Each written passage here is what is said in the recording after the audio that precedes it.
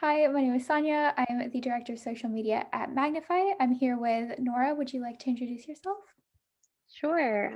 Hi, I'm Nora Padison. I'm a licensed graduate professional counselor, which is a fancy way of saying I'm a therapist in Baltimore, Maryland. Awesome. So thank you so much for being here today. Um, Yeah. you you obviously specialize in youth relationships. So we kind of wanted to like get to know about you and how you got involved in psychology, but specifically like that area of study. So could you just kind of talk about your journey? Yeah. Um, I want to say actually I started, I guess, in the psychology field and really finding an interest in psychology when I was in high school. I took AP Psych and I was like, this is awesome. So I majored in psychology in undergrad. And then after I graduated, I spent a few years teaching and working with middle school age students. And I really enjoyed that, but I also knew that wasn't necessarily where I wanted to end up. And so counseling sort of fit with the sense that I wanted to help people, but also have freedom to do other things with it. It wasn't just forever sitting in an office. So I went to grad school for 2 years and graduated in May. And now I'm working at a private practice in Baltimore called Space Between Counseling Services. I work primarily with adults, so age 18 up from there, but I would say like millennials, Gen X or Z, I would say from that age group. But I do have experience though with like youth relationships, especially from my previous experiences being a teacher in middle school age group. But also for my internship, I worked at a community mental health agency and saw clients from age 10 to like 50. Um, Primarily now I work in the more adult setting, but there's still a lot of relational issues, whether that is in a more friendship sense or partner sense. I'm not a couples therapist, so I don't do that. There are other clinicians at my practice that are more specialized in that area. So I work more in the sense of like social relationships. A lot of my clients identify or explore neurodivergence. So, whether that means maybe some autistic aspects or ADHD, and working through that in whatever way they see fit. That's amazing, and thank you so much for kind of talking about your journey. A lot of Yeah. our audience is kind of in that life transition setting where they're maybe Hmm. going from like high school to university or undergrad to grad. And I appreciate how you kind of talked about how your focus kind of shifted as you grew up. I kind of wanted to talk about life transition. So obviously Yeah. in COVID-19, we're in a huge life transition, but even Mhm. like transitions from stages of learning or even like in relationships, they can be smooth for some people, but very bumpy for others. So can you talk about what life transitions you've seen and also like what have Yeah. you gone through yourself and how did that really impact your journey or like the journey of the people you were working with? Yeah. So I would say for my teaching experience, like middle school is a very big transition period. I would say like I worked with students seventh and eighth grade, and just from a maturity standpoint, gaining more autonomy in who you are and what you value, I think is a big thing that happened in that age group, just from what I witnessed and worked with, but also in that social emotional side as well. Um, for my clients, I would say for the younger ones, there is a definite transition between like high school and college, like that age, and then sort of that post college and typical age. Not that everyone enters college at the same time, but early 20s, mid 20s, sort of what we call that quarter life crisis, where it's, you now have all this freedom that also comes with transitioning from high school to college. But the idea of you have all this freedom, but there's also a lot of pressure. And how do you manage that? I would say personally, I also think those were big transitions for me. I went to college. I grew up on the East Coast of Maryland, but I went to college in Arizona. So moving all the way across the country was a big transition. And then coming back, um, and also figuring out that career sense. Although I said I've always been in like the helping profession and using some form of psychology, I didn't always know what I wanted to do. And there were definite times where I was like, what will happen? And I think that's also an area that I work with a lot of clients on currently, whether they are in their 20s or 30s or even their 40s, of what they're doing in their career, in their life, and whether they're finding satisfaction or feeling burnt out and what they can do to prevent that. Um, and whether it is, they're in a job where maybe there is some transition and ability to change, or working on ways to cope with if it's a circumstance that is beyond their control. Mhm. And, my brother is actually in middle school, so I definitely see, like, that growth aspect. Yeah. He especially because of, like, COVID, he kind of has to work on Mhm. that autonomy within a family setting. So, it's definitely a little more difficult for my Mhm. parents than it is for him, but I think, like, he's kind of growing in his own way too. And then, like, I'm going into college next year, so it's kind of like 2 major Mhm. transitions at the same time. But, I kinda liked what you said that, like, you kind of have to work through it and see what direction you want to plan for yourself. Mhm. So yeah, thank you for also like sharing what it was like for you and like the journey changing locations and everything. Yeah. Um, Go ahead. oh no, you can go. I was gonna say, yeah, I think that, a lot of folks tend to think like life needs to be figured out, especially in that stage of you need to know what you're majoring in college and you need to stick with that, and that will be your career for the rest of your life. Or after college, the job you start at will be the job for the rest of your life. And that's not true. And it takes some people a really long time to figure that out, but it's, that's all part of life, is that it is we do transition, in that we're not meant to stay in the same place forever. And I think maybe in years past or generations past that was the norm, but I think with where we're at now, that change is um expected. Mhm. Yeah, and I think a lot of times, like, since right now we're supposed to be picking our majors and everything, or like what we Mhm. plan to major in, um, I have some friends who are picking majors in things they haven't studied in high school. And because Yeah. like they go to different high schools as me, and my high school really capitalizes on the fact that like you have to have so much experience. You need to major in something you're like a pro at. And I think like Mhm. it's interesting to see people kind of trying to broaden their horizons. And I think that makes you kind of appreciate more how they're valuing the journey and, like, they're going to college to kind of get that, education on something they're actually interested in. Yeah. I think as much as we're like, prepare yourself for success, you're not going to really know unless you try. And if there's something that you do want to explore, then I think college is one of those opportunities where it's almost uh, hmm, the most ideal environment to do that. Mhm. Um, kind of speaking on college, I wanted to talk about Yeah. like moving and those kind of transitions. So our audience again consists of like college students or young adults who are Mhm. either thinking about moving out to college or buying their first apartment. So how would you kind of say this life transition, so kind of like a child moving into adulthood, Mhm. affects the relationship with like current friends and family, so high school friends or even like new friends that you might meet? Yeah. I'd say friendships definitely shift over time.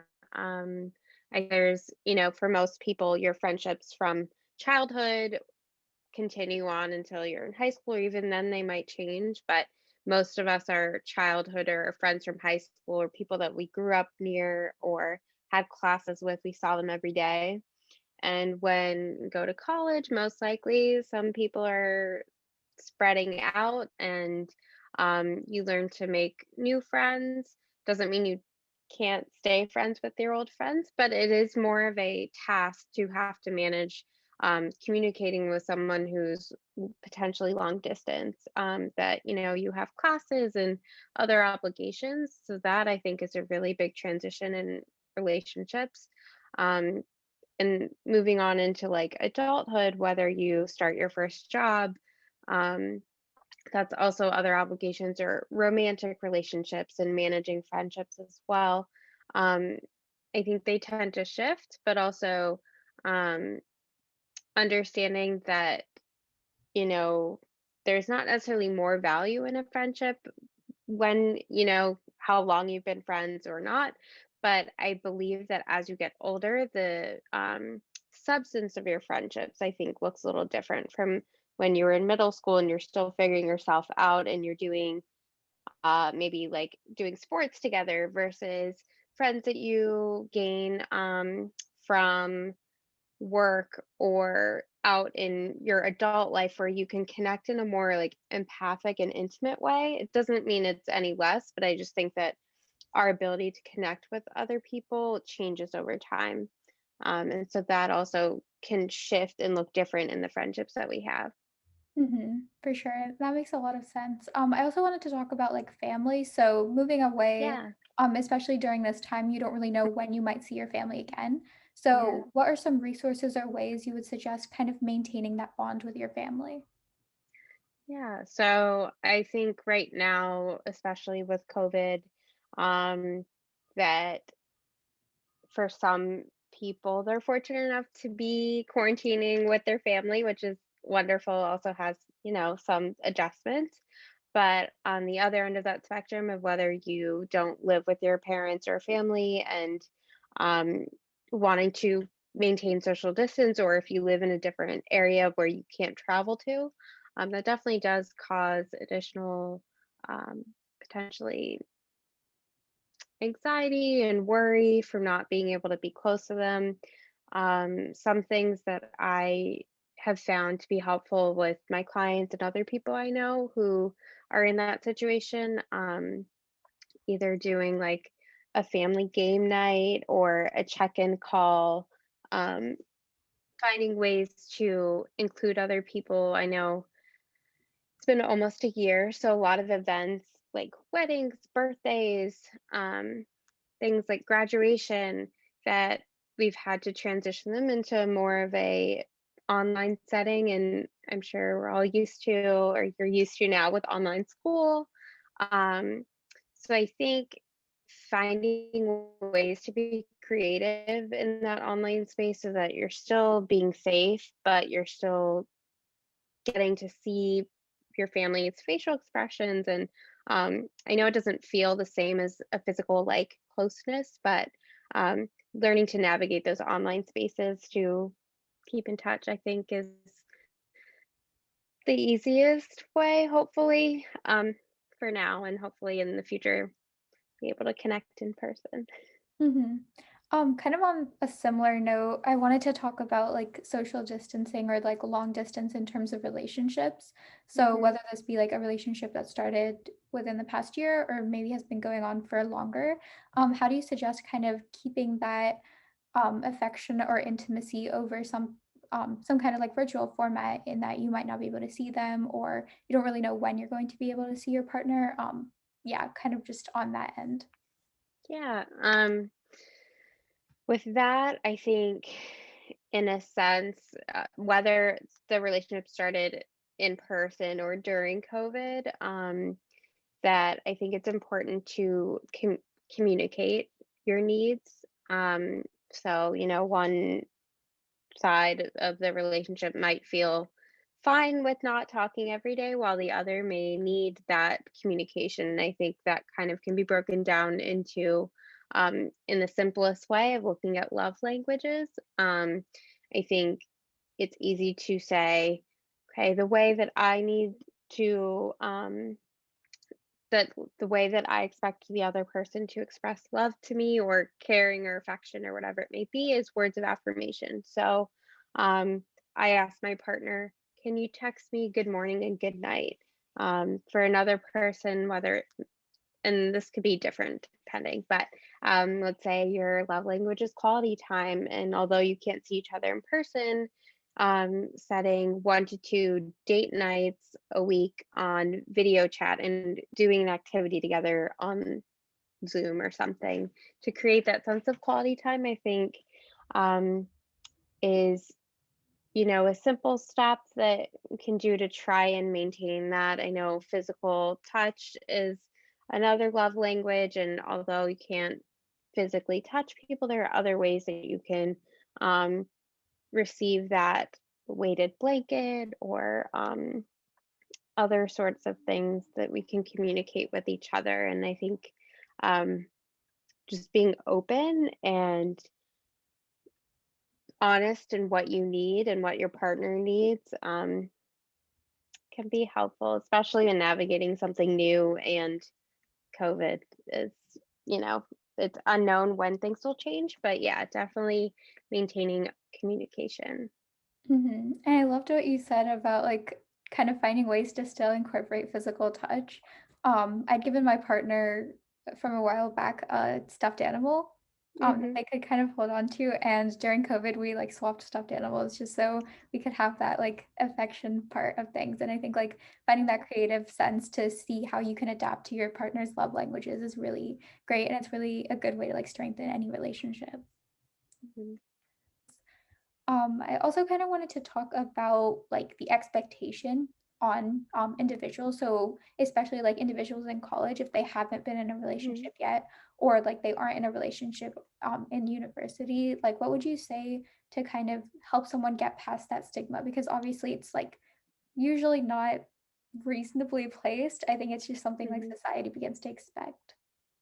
Yeah, I think I agree that society sort of says, oh, you need to be in a relationship by the time you're in college, or when you're in college, you should have uh, a boyfriend or girlfriend or some sort of experience in that regard. And um, that's not in the cards for everybody. And I, can imagine feeling a lot of peer pressure, a lot of insecurity from that. Um, and what I would say is and encourage rather than that comparison, which is so hard. It's so easy to fall into that like comparison of, oh, everyone else has someone and I don't, or especially seeing things on social media. But one thing I will say, like I said earlier, is that college is really just the time for you to explore.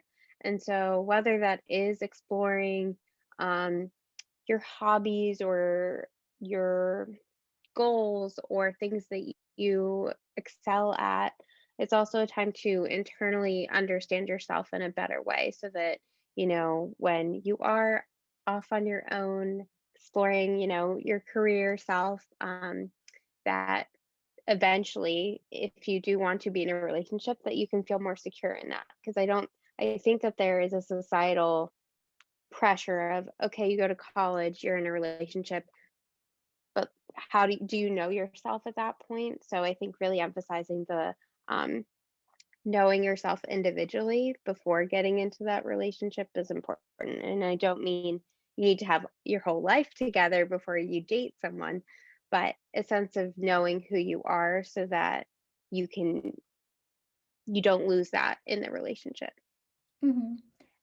You talked a lot about like kind of getting to know yourself in college. So, if you Yeah. could like go back and give your pre-college or like sometime in college self some advice, what would you say? Like, what would that advice be? Yeah, so I think I kind of just did, but I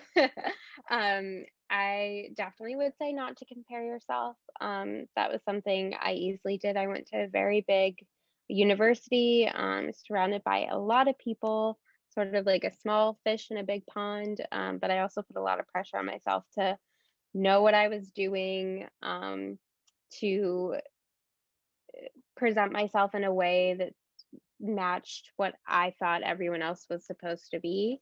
And from that, I've learned, and from since then, I've learned that that's not really important. The things that I wish I could have done more were to take time for myself and um, practice more patience and self compassion. Um, do things, set a routine that would help me later on. Um, I felt very pressured to like perform in a social setting, and I think if I had gone back now, I would have tried to not necessarily conform to that group setting. I would have stood up for what I believed in and said what I wanted to, and just really held true to my values.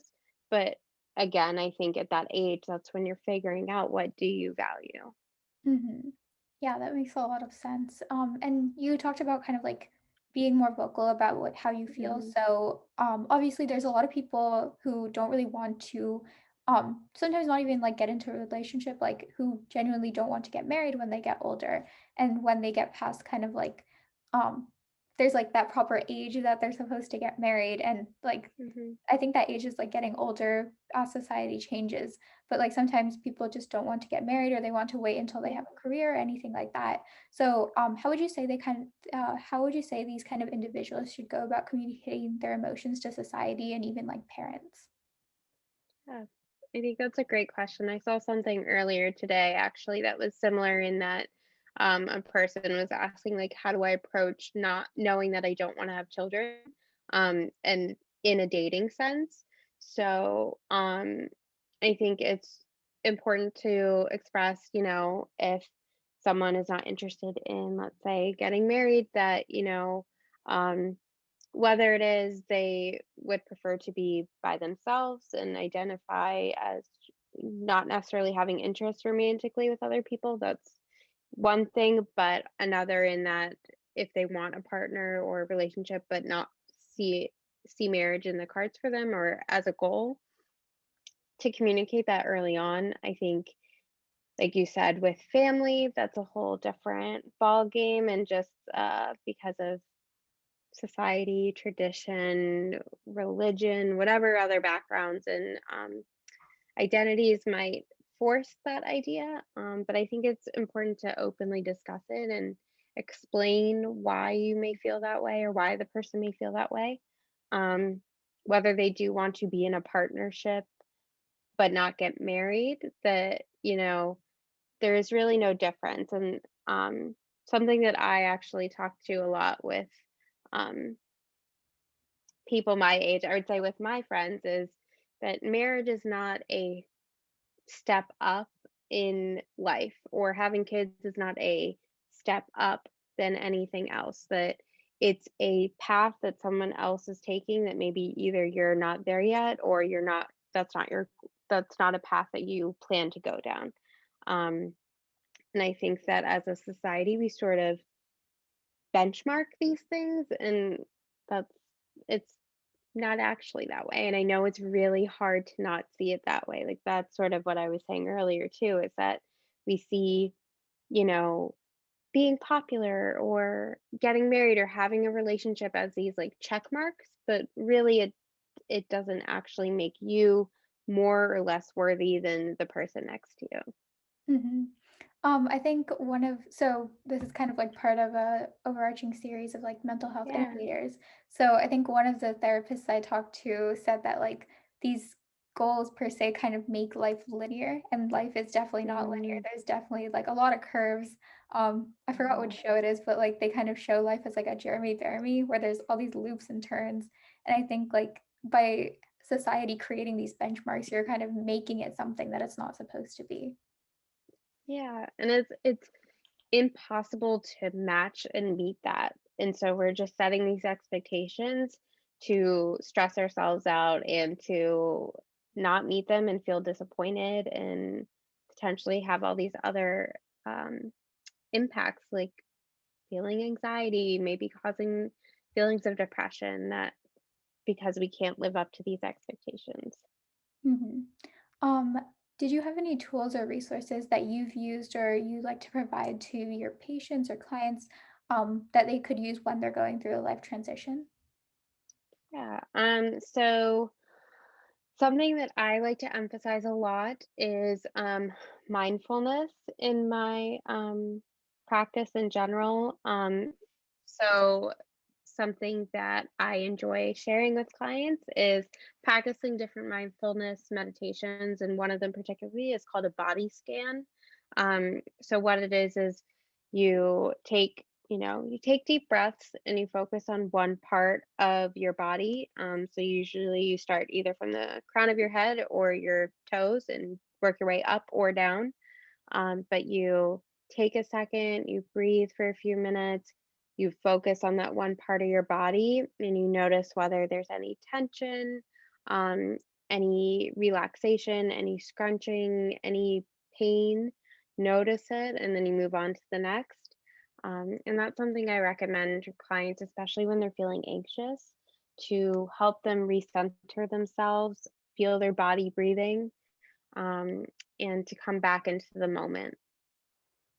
Yeah, that's great. And I think that's like something everyone should try out. If like maybe just to see if it works for you because Hmm. um yeah, I think like that's a really great way to kind of put yourself into perspective and see how you're doing as a person. So those Yeah. are all the questions I really had for you. Do you have any advice for our audience or any like parting thoughts you wanted to mention? Sure. So I also, with that, I do practice meditations in session, but there are also some really great ones online on Spotify, YouTube, to check out a lot of body scans as well. I think you'd said most of the audience is high school, college age. So I just want to emphasize again that you don't have to have it all figured out. Um, that life is full of changes and, unexpected things. And I appreciate you taking the time to chat with me. Um, and if you'd like to follow me on social media, my therapist account is Heartfelt Therapist. And then my practice website is called spacebetweencounselingservices.com. And I work with clients in the state of Maryland. So, yeah, Yeah. We'll be sure to put those links and everything in the description box. Thank you so much awesome. for taking the time to meet with me today. Yeah, absolutely. If you have any more questions, let me know. You can message me, and I'm on my phone all the time. So, All right. Thank you so much. Take care. yeah, you too. Bye.